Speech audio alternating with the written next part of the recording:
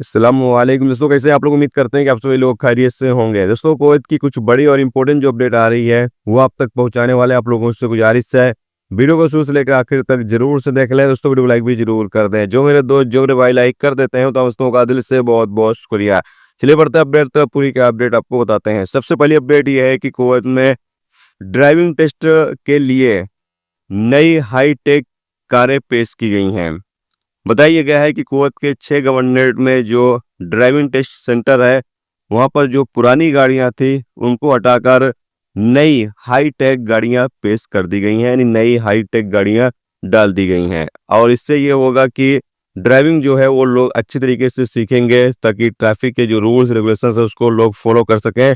और साथ में यहाँ पर फीस भी बताई गई है कि कौन सी गाड़ी सीखने कितनी फीस ली जाएगी। तो यहाँ बताया गया है कि मोटरसाइकिल के लिए 5 केडी फीस तय की गई है, प्राइवेट गाड़ी के लिए 7 केडी फीस तय की गई है और ट्रांसपोर्ट की बाकी गाड़ियों के लिए 15 से 20 केडी फीस तय कर दी गई है।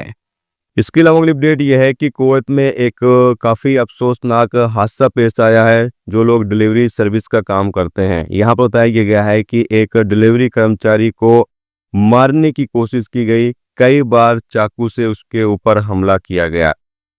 अपडेट के मुताबिक बताया गया कि कर्मचारी को गंभीर हालत में फरवानी अस्पताल में भर्ती कराया गया। यह घटने की जानकारी मिलते ही सिक्योरिटी यानी पुलिस वाले उस बंदे के पास पहुंचे और उससे बातचीत किया और उससे पूछताछ की कि आखिर ये घटना किस तरीके से घटी है। तो वो बताया कि मैं डिलीवरी देने के लिए मौके पर पहुंचता हूं, लोकेशन पर पहुंचता हूं और वो बंदा आता है, मेरे से सामान लेता है, उसके बाद वो मेरे ऊपर चाकू से हमला कर देता है, मुझे चाकू से मारने लगता है और मैं बीच बचाव करता हूं, लेकिन फिर भी वो काफ़ी ज़्यादा मेरे ऊपर वार कर देता है जिससे मेरा खून बहने लगता है और फिर वो मौके से फरार हो जाता है।